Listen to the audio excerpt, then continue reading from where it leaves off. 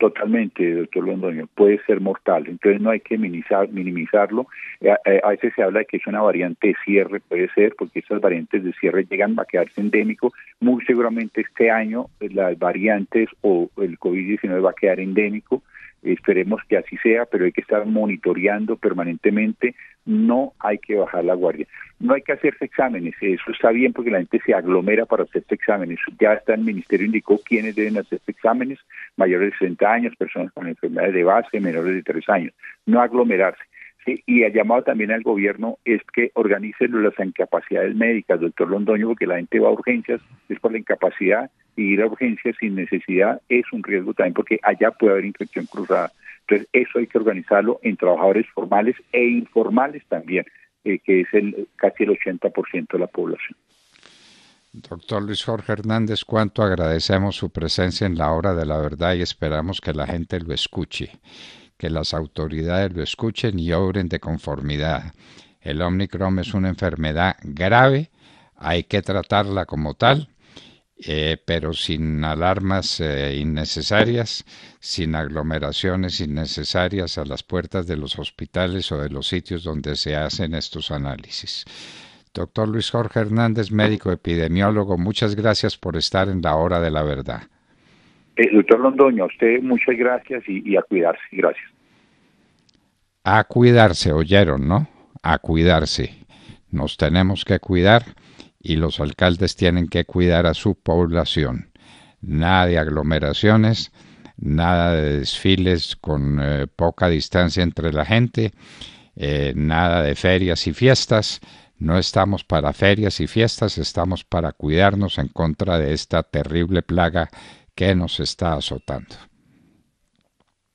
Y doctor Fernando, pues avanzamos en nuestra agenda informativa y está con nosotros nuestra siguiente invitada, la doctora Alicia Eugenia Silva, analista política, quien a esta hora nos acompaña. Doctora Alicia, muy buenos días, bienvenida a la hora de la verdad. Buenos días, Demar. Me agrada mucho saber que ya Fernando volvió, tomó las riendas de la emisora y que se le siente tan fuerte como siempre. Pues pasemos a la materia que nos ocupa, si quieren, a mirar qué nos dice esa encuesta de Inbamer. A ver qué es lo que nos dice esa encuesta de Inbamer sobre la favorabilidad, que hay que distinguirla de la intención de voto, pero la gente se confunde y habla de una cosa y de otra indistintamente. ¿Qué nos dice usted, doctora Alicia Eugenia? Yo creo que es innegable que las encuestas presidenciales antes de las elecciones a Congreso y de las consultas no dicen nada, porque la gente todavía no sabe por quién va a votar. Y no han definido sus candidatos porque no se han generado ni las consultas ni el músculo político que les da a cada candidato las elecciones de congresistas. Yo calculo que más del 90% hoy no sabe por quién votar, es porque todavía no se han definido sus candidatos. Y como usted bien lo dijo hace un minuto, la encuesta de semana no mide intención de voto, lo que mide es favorabilidad de los candidatos y esos son conceptos diferentes.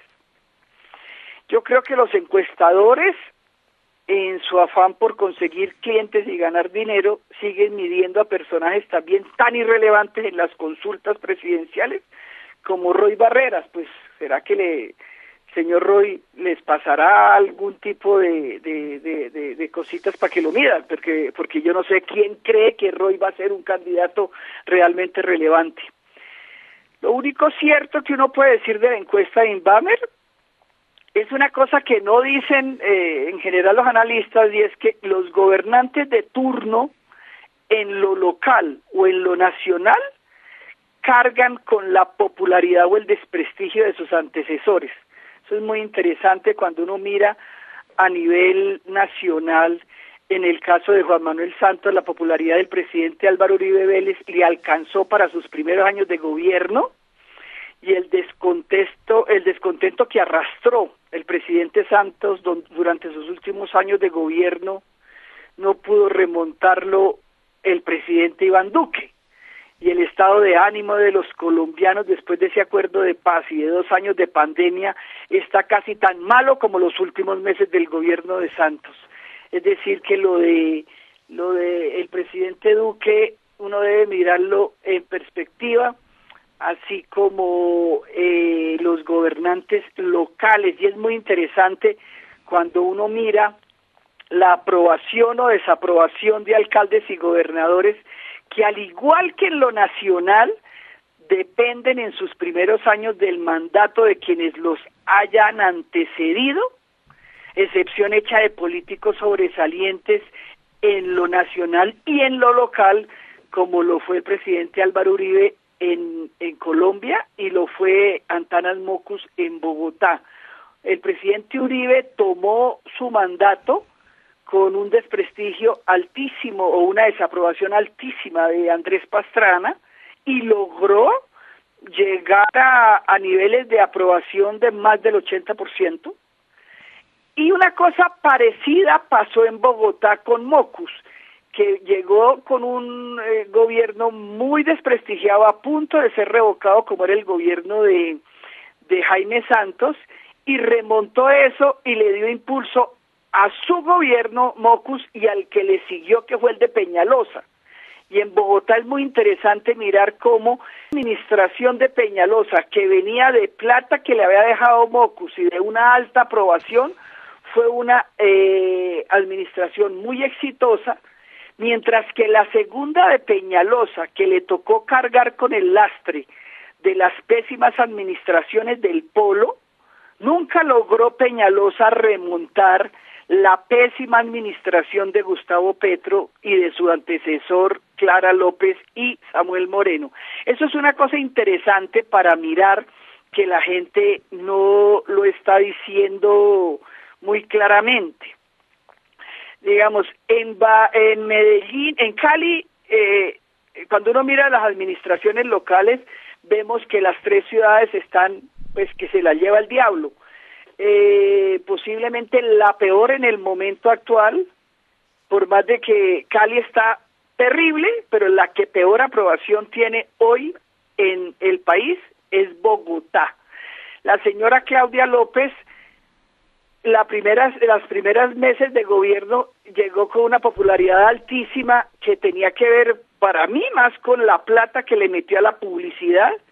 Llegó a tener aceptación el primer mes sin que hubiera hecho nada de más del 80%, y hoy no llega a una tercera parte de la población, y algunas encuestas dicen que está casi que llegando al 10% de aprobación, lo que quiere decir que más del 90% de la gente está aburrida con las locuras y las peloteras en que nos ha metido la señora alcaldesa, que todos los días nos propone una pelotera distinta, y ahora, pues, contra todo lo que los estudios dicen, pues decidió lanzarse con el pico y placa permanente, con otras arandelas que van a terminar volviendo a meter la gente a la calle cuando usted puede salir si tiene 3 personas en su carro, y cuando usted puede salir si paga un impuesto adicional. Pero si volvemos a lo de favorabilidad, yo creo que no hay nada nuevo. Peñalosa y Vargas Lleras tienen índices altísimos de desfavorabilidad, y el resto de la gente se mantiene como en lo que se ha dicho. A Petro lo acepta una tercera parte de la población, y el resto, no hay ningún candidato sobresaliente en cuanto realmente ni siquiera a favorabilidad, porque usted sabe, Fernando, que en política no importa tanto la favorabilidad o la desfavorabilidad, sino la diferencia. Usted tiene que tener una diferencia amplísima en cuanto a favorabilidad y desfavorabilidad para que pueda ganar, si no altísima, tiene que tener una diferencia, y personajes que no logran una diferencia grande quiere decir que es que la gente o no los conoce o no les interesa. Eso fue lo que yo vi, digamos, de las encuestas. Hay una noticia interesante ahí que dicen que Char, que se ha vuelto el candidato como más fuerte dentro del equipo Colombia, se muestra como un hombre más suelto, más de la gente, más de cachucha sucia, como lo plantea él, y dice que en su coalición no quisiera que llegara gente polarizante, refiriéndose más o menos al candidato del Centro Democrático, pero yo lo que creo es que nos tenemos que enfrentar ya en 2 meses a la primera vuelta, como yo lo he venido diciendo en esta emisora desde septiembre, que en Colombia, a diferencia de otros países latinoamericanos, no hay 2 vueltas, sino 3 vueltas. Marzo define los congresistas. Una vez que se definan los congresistas, se sabe cuánto músculo político tiene cada uno de los candidatos y dependiendo de eso, pues vemos a ver qué es lo que va a pasar en mayo. Creo que en la primera vuelta el centro derecha tiene que llegar unido, así la consulta se dé entre unas personas que tienen posiblemente menos votos en caso de que excluyan al candidato del Centro Democrático. Lo importante es que la primera vuelta no se llegue separado, porque uno tampoco ve que en esa coalición de Centro Esperanza lleguen los votos, mientras que en el equipo Colombia el candidato más fuerte posiblemente va a ser Char, seguido por Barguil, y ahí también hay diferencias. Los candidatos que no tienen votos, como Peñalosa y Echeverry, dicen no queremos ir con el Centro Democrático. Y uno de los jefes políticos de uno de los candidatos que debe tener muchos votos en el Congreso, como es el Partido Conservador, dice debemos entrar con el Centro Democrático. Y yo entiendo que Alex Char prefiera estar solo, porque si él llega solo pues si llega sin el Centro Democrático a la primera consulta, él se erige como el candidato, yo creo que más fuerte dentro de esa consulta, por el simple hecho que es el que tiene la organización política más fuerte y a compartir, digamos, fortaleza con el Partido Conservador. Eso es lo que veo de la encuesta y del panorama político. Doctora Alicia Eugenia Silva, ¿usted cree que los colombianos están distinguiendo entre favorabilidad e intención de voto? ¿No será que cuando le preguntan por la favorabilidad de un candidato piensa en el voto y cuando le preguntan por el voto piensa en la favorabilidad que la imagen de esa persona tiene en su mente? Yo lo que creo es que esto es un juego de las encuestas. Estas encuestas no nos están diciendo nada sobre intención de voto y hacen que la gente piense que la intención de voto es sinónimo de favorabilidad. Yo puedo decirle que yo tengo varios amigos que están de candidatos en distintas coaliciones y eso no quiere decir que yo no tenga una favorabilidad por algunos de mis amigos, no tiene nada que ver con la persona por la que vaya a votar, una vez que se sepa que este país va a terminar en la primera vuelta con 2 candidatos fuertes, ¿no es cierto? Y no tiene nada que ver la favorabilidad con la intención de voto, tiene algo que ver en el sentido de que en algunas personas se puede unificar favorabilidad e intención de voto, pero es que eso no es lo mismo, nunca ha sido lo mismo y las encuestas saben que no es lo mismo. Lo que pasa es que eso es un negocio y ese negocio llevamos 4 meses en que nos están contando quién va a ganar, nos están asustando con uno que otro candidato y ni siquiera se sabe quién va a ser el candidato en las otras coaliciones. Es que nosotros todavía no sabemos, Fernando, quién va a terminar siendo el candidato de la coalición de la esperanza, no sabemos quién va a terminar siendo el candidato del equipo Colombia, no sabemos si el Centro Democrático va a ir solo o va a ir en coalición y posiblemente lo que la gente está diciendo es si esto se vuelve 3 votos, a todo el mundo le va a tocar hacer coaliciones para que no lo excluyan, ni de los debates, ni de la prensa, ni de la publicidad. Entonces, ¿qué es lo que está pasando? Tenemos 3 vueltas, la gente no ha dicho que todavía no hay candidatos definitivos en todos los grupos y mientras no haya candidatos definitivos usted no puede decidir por quién votar, eso es así de simple. Eso es así de simple, pero la gente no lo entiende así de simple y los encargados de las encuestas pues están muy interesados en que cada encuesta explique lo que no le están preguntando, ¿no? Exactamente. Por lo que usted dice, porque es un negocio y un negocio bastante lucrativo. Sí, y además es muy interesante, lo único que no explican las encuestas es lo que terminé yo viendo después de analizarlas, y es que cada candidato, cada gobernante termina arrastrando la favorabilidad o desfavorabilidad de su antecesor. ¿Por qué? Porque los gobiernos tienen una inercia, y si usted como gobernante deja la ciudad organizada, deja el país organizado, usted no tiene que hacer nada, sino se monta sobre ese caballo como lo hizo Santos y termina unos años con una popularidad que no es de él, sino de quien lo puso en el gobierno, y entonces termina con una favorabilidad los primeros años que no es de él, es de su antecesor. Igualito pasa en Bogotá. Digamos, el caso de Barranquilla es más interesante porque Barranquilla ha sido una ciudad que ha tenido unos gobernantes de la misma tendencia política y ha sido bastante estable su aceptación desde hace rato.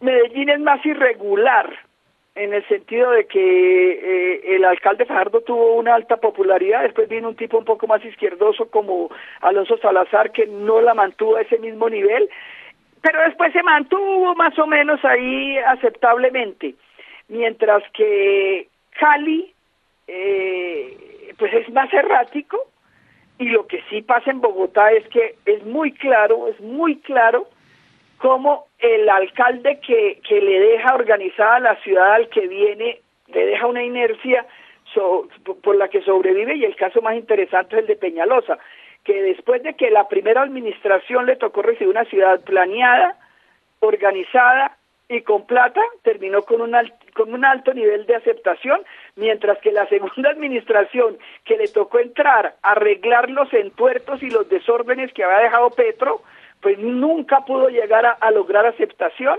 Y esta señora, pues que nos lleva pues a unos niveles muy complicados ahorita de inmovilidad, porque aquí ya no hay movilidad, no hay seguridad, lo que hay es inseguridad. Entonces, Claudia López, ya la gente se desesperó a pesar de la gran cantidad de recursos que le han invertido a darle a los grandes medios de comunicación publicidad. Ya ni siquiera eso le aguanta. Entonces, pues hay que mirarlo. Otro que es interesante de la encuesta esa es que seguimos viendo que las fuerzas militares y la Iglesia Católica y el empresariado tienen una aceptación, una cosa aceptable, mientras que los medios de comunicación cada vez están más en decadencia. Y creo que la decadencia de los medios de comunicación es pues, el auge de las redes, que no es lo mejor para uno encontrar información certera, pues. Pues se puede seguir pensando en qué más nos dice eso. Quizás lo más interesante es la importancia de la construcción de vivienda popular, que sigue alta. ¿Qué otra cosa podemos ahí pensar? No mucho más. Yo creo que lo de Cali, Medellín y Bogotá es un desastre. Estos alcaldes que nunca han ejercido, que no saben ejercer autoridad, porque yo siento que nunca han respetado la autoridad, nunca. Entonces es muy complicado lo de Cali, lo hemos visto la semana pasada, con la guerrilla ahí haciendo de las suyas, poniendo bombas. Ayer una entrevista de la alcaldesa diciendo, pues, ufanándose que el año pasado 80 días había estado el Portal de las Américas parado, y ahora solamente un día el mes pasado. Entonces uno dice, esta señora ¿en qué anda? Yo no he entendido realmente cómo entienden ellos la seguridad, no entiendo cómo entienden la gobernanza, y no entiendo cómo estos señores pues no han tenido, yo creo que parte de estos problemas que estamos viendo, Fernando, tienen que ver con la Constitución del 91, donde prohibió que los políticos fueran al Ejecutivo como senadores, para que tuvieran alguna experiencia, porque llegan del Congreso a manejar una ciudad como lo hizo Petro, como lo hizo Claudia, como lo han hecho otras personas, sin ninguna experiencia administrativa, y son el desastre que hemos estado viviendo. Gente sin experiencia administrativa llega a administrar ciudades que lo que requieren es orden administrativo y orden y entender, leerse la Constitución y entender que ellos son los jefes de policía de las ciudades. Eso no lo ha entendido ni Jorge Iván Ospina ni Claudia López. Bueno, y ahora la señora Claudia nos dice que va a abrir cerca de 500 frentes de trabajo nuevos. Entonces, en eso va a basar la favorabilidad de su gobierno, pero va a dejar esta ciudad inmovilizada completamente. como ya se está notando, por ejemplo, con la carrera séptima, donde un carril entero lo dedicaron a unas bicicletas que no pasan por ahí, y la congestión en la carrera séptima es enorme. Pero ahora 500 frentes de trabajo, de manera que prepárese. Y a eso adiciónele que comenzó algún contrato, no sé exactamente con quién, donde entregaron el espacio público a zonas de parqueo. Y no solamente la carrera séptima tiene pedazos, tramos donde hay solamente un solo carril, sino las vías que llegan ahí, que las han convertido en parqueadero público, antes que tenían 2 carriles, ha convertido la mayor parte de las vías en vías de un solo carril, porque el otro carril es para parqueadero público. Es un desastre. Aquí no va a haber movilidad, aquí lo que va a haber es inmovilidad. Así como en seguridad, que no hay seguridad, sino inseguridad. Doctora Alicia Eugenia Silva, analista política, no sabe cuánto agradecemos su presencia en la hora de la verdad y estas observaciones tan atinadas que usted le ofrece a nuestros oyentes. Muchísimas gracias. Gracias, Fernando, por la invitación y qué bueno volverlo a tener aquí manejando el programa. Buen día. Muchísimas gracias, Alicia Eugenia. Entonces ya oyeron, ¿no? Más clara no puede ser. Aquí no puede haber intención de voto porque no hay por quién votar, porque no hay candidatos. Entonces eso lo confunden con la favorabilidad, y la favorabilidad tiene que ver mucho más con el antecedente que recibe el alcalde que con lo que el alcalde mismo está haciendo. Interesante, ¿no? Claro, claro. Y a propósito del tema político, doctor Fernando, la doctora Alicia Eugenia daba un pincelazo de lo que va a pasar con la coalición en el equipo Colombia. Lo que se ha dicho es que Char es el hombre de mayor crecimiento, o el de mayor aceptación, logró una cantidad enorme de firmas, 2,5 millones de firmas, algo que nadie se había imaginado lograría en el proceso de recolección, y la sacó del estadio, sin lugar a dudas, con ese hecho de haber recogido tantas firmas. Pero el problema se viene en que ha estado pendiente la llegada o no del candidato Óscar Iván Zuluaga del Partido Centro Democrático. Lo cierto, y lo hablaremos ahorita en al oído y les dejo aquí como un abrebocas, es que ya ha dicho Alex Char que no le gusta la llegada del candidato del Centro Democrático a la coalición, como para buscar más problemas. Algún problemita tenía que buscar y lo encontró, no cabe duda ninguna. Entonces descalificó al presidente Uribe, descalificó al uribismo, porque sí, y él manda con sus 2,5 millones de firmas. 2,5 millones de firmas que me imagino en su gran mayoría son de la costa, ¿no? Sí, pues tendría que ser, claro, donde son fuertes ellos. Bueno. Alicia Eugenia Silva, analista política, estaba con nosotros en la Hora de la Verdad. La Hora de la Verdad, en la red de Radio Red RCN, con Fernando Londoño Hoyos.